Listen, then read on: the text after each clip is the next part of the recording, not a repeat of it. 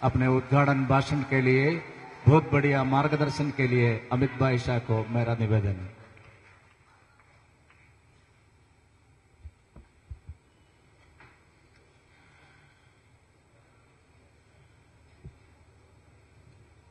थोड़ा आगे आ जाइए तो मान लो आप ही सोना जी मुझे मालूम। प्रसंगम श्री जॉर्ज कुര്യन बीजेपी देशीय निर्वाहक समिति अंगम परिभाषापड़ुतुन्नानु। मंच पर उपस्थित भारतीय जनता पार्टी के अध्यक्ष श्री वी मुरलीधर राव, श्री ओ राजगोपाल जी, पी के कृष्णदास जी, सी के पद्मनाभ भैया जी, पी एस और बाकी सब उपस्थित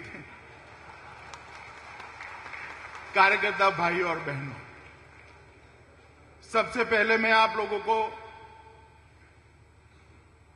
अध्यक्ष बनने के बाद मेरे प्रथम केरल आगमन पर हृदयपूर्वक ओणम की शुभकामनाएं देता हूं। വേദിയിൽ ഉപവിഷ്ടരായിരിക്കുന്ന बीजेपी मित्रों, आज ही आने के बाद प्रदेश की टीम के साथ, प्रदेश की कार्यकारिणी के साथ बैठना हुआ और केरल के संगठन के बारे में बिल्कुल बारीकियों से छोटी छोटी चीजों की इंफॉर्मेशन भी मिली है, क्षतियां भी ध्यान में आई है और जो केरल के संगठन की स्ट्रेंथ है वो भी ध्यान में आई है। പ്രിയമുള്ളവരെ, ഇന്ന് കേരളത്തിൽ വന്നതിന് ശേഷം കേരളത്തിലെ ഭാരതീയ ജനതാ പാർട്ടി आज यहां आने के साथ ही दोपहर को कुन्नूर जिले के अपने विचार परिवार के कार्यकर्ता भाई मनोज के हत्या के भी दुखद समाचार मिले हैं।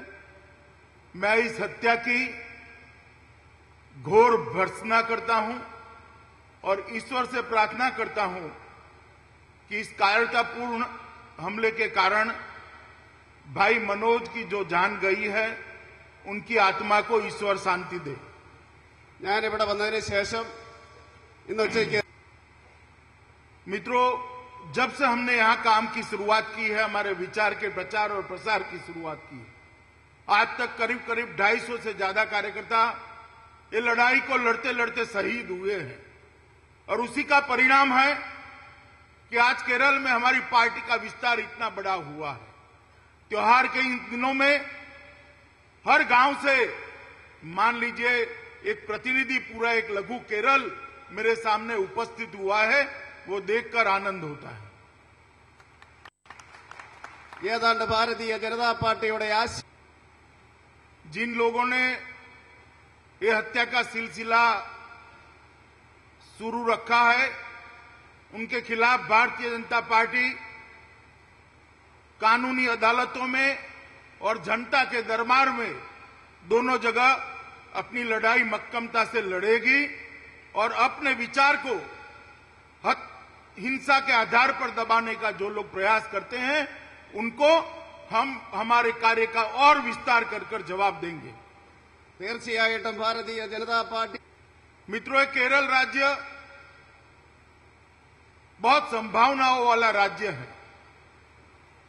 सबसे कम जन्म का दर यहां पर है, साक्षरता देश में सबसे ज्यादा है, आयुष्य की सीमा, औसतन आयुष्य की सीमा सबसे ज्यादा है। यहां पर मिर्च, रबर, नारियल, चाय, कॉफी और मिर्च मसालों की बहुत बड़ी संभावनाएं पड़ी हैं। സുഹൃത്തുക്കളെ, सुंदरता से भरे प्रदेश में जो टूरिज्म की संभावना है वो भी बहुत बड़ी मात्रा में है, मगर दुर्भाग्यपूर्ण बात है कि यहां पर यूडीएफ और एलडीएफ के बारिश बारिश से आए शासन ने केरल को आगे ले जाने की बजाय और पीछे धकेला है। തീർച്ചയായിട്ടും संगठनों ने केरला के अंदर वोट बैंक की पॉलिटिक्स कर कर धर्मांधता को खुली छूट दी है। ഈ രണ്ട് മുന്നണികളും കേരളത്തില് വോട്ട് अगर देश के कोई हिस्से में समाचार पहुंचते हैं तो बड़ा आश्चर्य होता है कि कांग्रेस जैसी पुरानी पार्टी मुस्लिम लीग के साथ केरला में सत्ता पर बैठी है। ഈ കോൺഗ്രസിനെ പോലെയുള്ള एलडीएफ सत्ता पर होता है तब आतंकियों के सरगना मदनी के लिए विधानसभा सर्वानुमत से प्रस्ताव पारित करती है कि उनको छोड़ दिया जाए। देशद्रोह के मुकदमे जिन पर दायर है ऐसे लोगों के छुड़ाने के लिए केरला की असेंबली सर्वानुमत से एक प्रस्ताव पारित करती है। मुझे लगता है कि आजाद हिंदुस्तान में इससे बड़ा तुष्टीकरण का अपीसमेंट का और कोई नमूना उपलब्ध नहीं होगा। അത് मित्रों, एलडीएफ कभी इसको छुड़ाने के रिजोल्यूशन करता है तो यूडीएफ को मुख्यमंत्री उनके हालचाल पूछने के लिए बंगलुरु चले जाते हैं। അതുപോലെ തന്നെ LDF मदनी एक प्रतीक है। एलडीएफ और यूडीएफ की सरकारें किस तरह से केरल के अंदर चली है। मत बैंक की लालच में तुष्टीकरण की सारी सीमाएं ये सरकारों ने लांघ दी।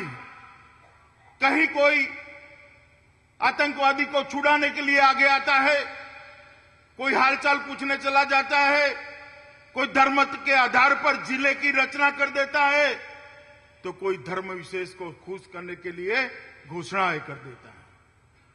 അത് मित्रों, ये दोनों सरकारों ने केरल के अंदर टूरिज्म की अतुल संभावनाओं पर पानी फिरा है। इंफ्रास्ट्रक्चर के मामले में केरल काफी पिछड़ा है। ये सरकार जो अभी चल रही है कांग्रेस के नेतृत्व में, उसके शासन में एक के बाद एक इतने घोटाले हुए हैं कि शायद ही केरल में इतनी घोटालों वाली कोई सरकार आज तक आई होगी।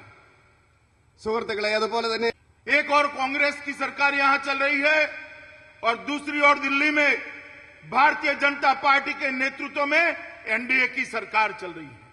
मैं आज यहां इस मंच से आप लोगों के माध्यम से केरल की जनता को कहने आया हूं कि 100 दिन के अंदर श्री नरेंद्र मोदी के नेतृत्व में एनडीए की सरकार ने जो शुरुआत की है वो देश के अंदर अच्छे समय की शुरुआत है। അതുപോലെ തന്നെ लाल किले की प्राचीर से बुलेट प्रूफ कांच की रक्षा के बगैर एक बोलता हुआ प्रधानमंत्री देश ने बहुत समय के बाद देखा है।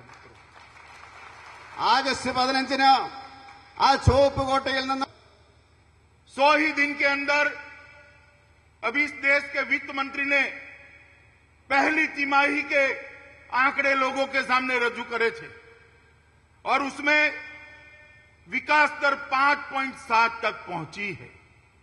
100 दिनों के अंदर ही देश की विकास दर में जो वृद्धि हुई है वो उस बात को दर्शाती है कि आने वाले दिनों में देश का अर्थतंत्र पटरी पर चढ़ रहा है। അതുപോലെ തന്നെ देश का औद्योगिक उत्पादन दर भी 7.3% को क्रॉस कर गया है। देश का विदेशी मुद्रा भंडार में भी जब हम जुलाई के अंत में ये विदेशी मुद्रा भंडार भी 320.6 अरब डॉलर हो गया है, जो सिर्फ हमें विरासत में 83 अरब डॉलर का मिला था। 83 अरब डॉलर से बढ़ाकर 320 अरब डॉलर का विदेशी मुद्रा भंडार हमने अर्जित किया है। അത് मित्रों, मोदी सरकार ने राजकोषीय घाटे में भी 4.1% और चालू खाते के घाटे को 2% में नियंत्रित किया है। അതുപോലെ ഈ സർക്കാർ ധനക്കമ്മി ഏതാണ്ട് 4.1% മിതപ്പെടുത്തിയിരിക്കുകയാണ് ഈ സർക്കാർ. विदेश नीति के मामले पर इस देश ने एक स्वाभिमान युक्त राष्ट्र की विदेश नीति कैसी हो सकती है, उसका देश को, दुनिया को परिचय दिया है। जब मोदी जी ने शपथ ग्रहण किया तब हिंदुस्तान 60 देशों में सबसे बड़ा देश है। हमारी फर्ज बनता है कि सारे आसपास के सभी राज्यों में सभी देशों को बुलाकर उनको आश्वस्त करें कि भारत से डरने की कोई जरूरत नहीं, आइए साथ में बैठकर विकास करते हैं। അതുപോലെ തന്നെ मित्रों, भारत सरकार जो भारतीय जनता पार्टी के नेता मोदी जी के नेतृत्व में चलती है, उसने शांति की शुरुआत भी की। पाकिस्तान के साथ सचिव स्तर की वार्ता के लिए हमने पाकिस्तान को न्योता भेजा, मगर जैसे ही पाकिस्तान को न्योता भेजा, पाकिस्तान ने कश्मीर के अलगाववादियों से, सेपरेटिस्ट से बात करना शुरू करा। तत्काल कोई सोच विचार करे बगैर प्रधानमंत्री जी ने कहा कि या तो आप सेपरेटिस्टों से बात करिए या हिंदुस्तान से करिए, दोनों एक साथ नहीं हो सकता। അതുപോലെ തന്നെ मित्रों, हम मानते हैं कि देश हित से ऊपर कुछ नहीं होता। देश की सीमाओं की सुरक्षा हमारा सर्वोच्च प्राथमिकता की स्थिति। कश्मीर की बॉर्डर पर जब पाकिस्तान की ओर से देश की सीमाओं पर फायरिंग शुरू की, तब भी बॉर्डर सिक्योरिटी फोर्स ने जवाब देने में कोई देर नहीं करी और कुछ ही दिनों में स्थिति ये आई कि पाकिस्तान की ओर से फ्लैग मीटिंग की मांग की गई। അതുപോലെ തന്നെ ഭാരതീയ हमारे विरोधी हम पर आरोप लग करते हैं कि महंगाई का क्या हुआ।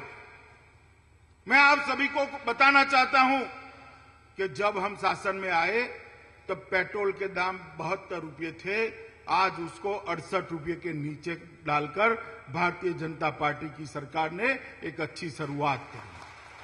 നമ്മുടെ രാഷ്ട്രീയ പ്രതിയോഗികൾ ചോദിക്കുന്നത് मित्रों, महंगाई की दर 2011 से 13 के बीच में 7 से 9% के बीच में रहती थी।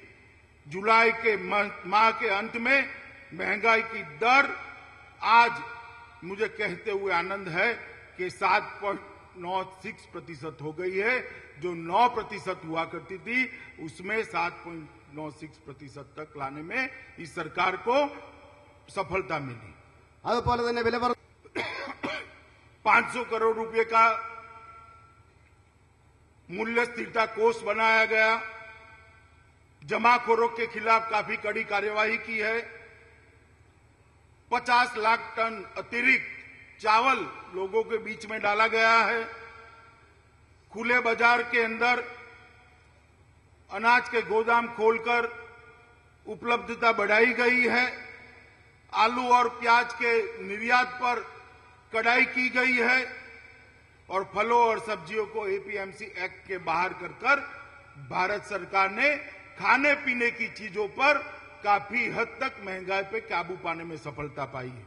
അതുപോലെ തന്നെ मित्रों, यूपीए की सरकार जब देश में शासन में आई थी 2004 में, तब उनकी कैबिनेट ने सबसे पहला काम किया था, पोटा को निरस्त कर दिया था। टेररिज्म को काबू में लेने के लिए जो सख्त कानून भारतीय जनता पार्टी की सरकार ने बनाया था, उसको निरस्त किया था।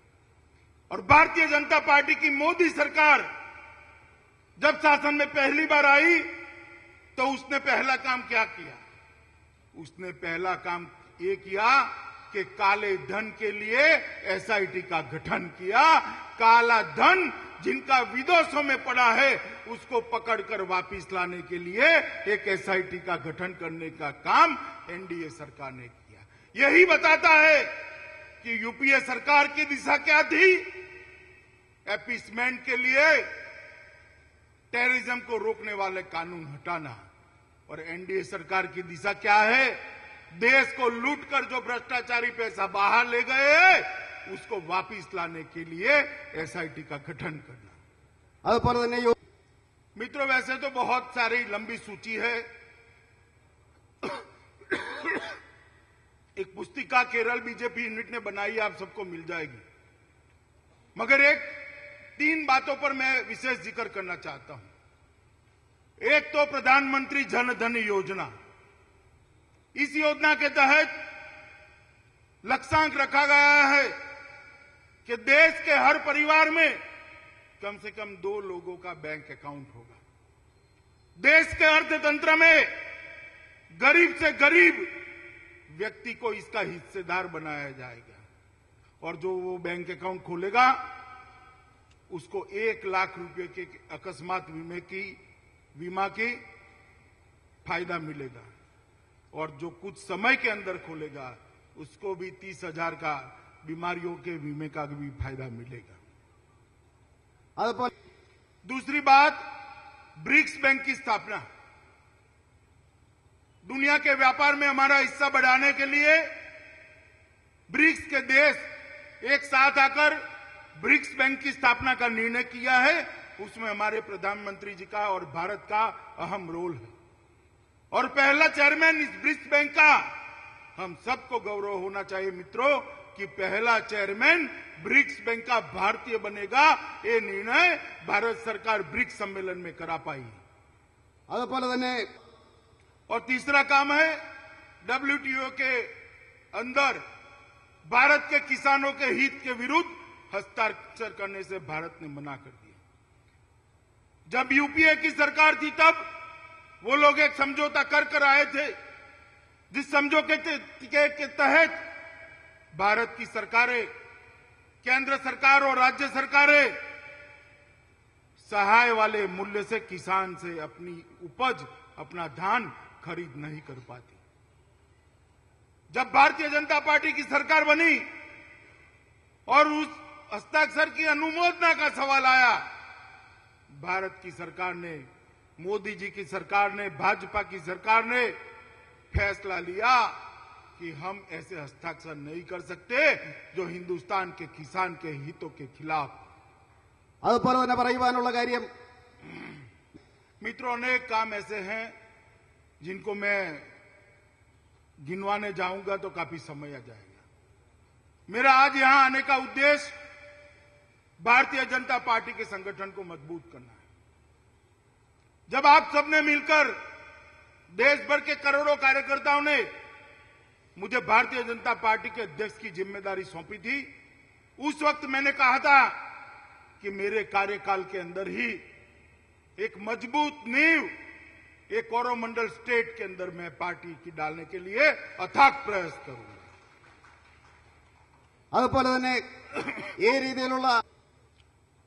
इन जिन राज्यों में पार्टी को मजबूत करना है उसमें असम, पश्चिम बंगाल, उड़ीसा, आंध्र, तेलंगाना, तमिलनाडु और केरल भी उसमें आता है, जहां भारतीय जनता पार्टी को मजबूत कर एक मजबूत पार्टी बनाना है। ये പ്രദേശങ്ങളെന്ന് പറയുന്നത് ആസാമും പശ്ചിമ ബംഗാളും അതുപോലെ തന്നെ ഒറീസയും തെലങ്കാനയും അതുപോലെ। मित्रों, मैंने आज जो जायजा लिया है, जो परिचय लिया है संगठन के काम का, मुझे भरोसा है अगर भारतीय जनता पार्टी के कार्यकर्ता इस सदस्यता अभियान को लोगों के बीच में ले जाए और युवाओं के बीच में ले जाए और हर जाति का प्रतिनिधित्व अगर भारतीय जनता पार्टी करती है तो आने वाले दिनों में यही केरल राज्य से सभी की सभी सीट जीतकर भारतीय जनता पार्टी की सरकार बन सकती है। केरल यूनिट ने तय करना पड़ेगा कि आने वाले दिनों में पंचायत से पार्लियामेंट तक एक भी चुनाव भारतीय जनता पार्टी नहीं छोड़ेगी।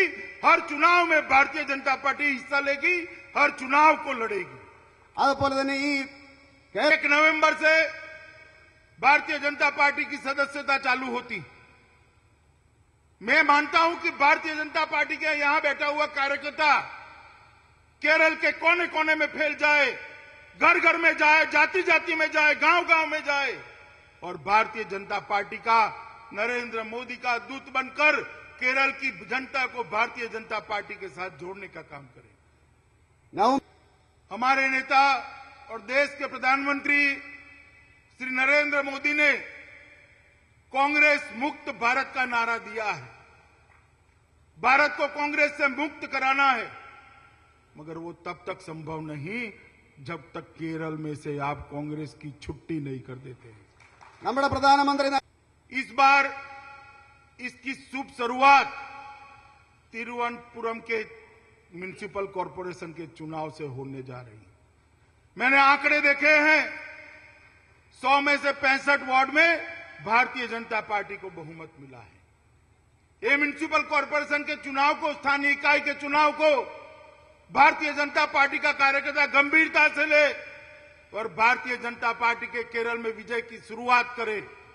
അതുപോലെ തന്നെ ഞാൻ പറയും, मित्रों, इस चुनाव में तो केंद्र में जो सरकार बनी उसमें से केरल में से एक भी सांसद नहीं आया, मगर मैं चाहता हूं कि 2019 में जो सरकार बने उसका फाउंडेशन, उसकी नींव केरल भारतीय जनता पार्टी केरल से डाले। സുഹൃത്തുക്കളെ, ഈ തെരഞ്ഞെടുപ്പിൽ मित्रों, आने वाले दिनों में केरल भारतीय जनता पार्टी के विकास की एक ब्लूप्रिंट बन रही है। उसको कार्यकर्ताओं के समर्थन के बगैर, आपके परिश्रम के बगैर सफलता तक पहुंचाना नामुमकिन है। आपके अध्यक्ष के नाते मैं अनुरोध करना चाहता हूं कि आइए हम सब साथ में मिले और केरल में एक मजबूत भारतीय जनता पार्टी बनाए। आने वाले दिनों में केरल का भारतीय जनता पार्टी का कार्यकर्ता चुनाव लड़ने के लिए न लड़े, केरल भारतीय जनता पार्टी का कार्यकर्ता भारत माता की जयकारे के साथ चुनाव जीतने के लिए चुनाव के मैदान में जाए। ये दमखम के साथ जाना है। ഈ കേരളം फिर से एक बार आप लोगों को ओणम पर्व की बधाई देकर मेरी बात समाप्त करता हूं। भारत माता की, जरा जोर से 2 हाथ खड़े कर बोले, ശക്തമായിട്ട് പറയാൻ. भारत माता की, भारत माता की। बहुत बहुत धन्यवाद अमित भाई. നന്ദി പ്രകാശിപ്പിക്കുന്നതിന് വേണ്ടി ശ്രീ എ എൻ രാധാകൃഷ്ണൻ അവർ ലക്ഷ്മി.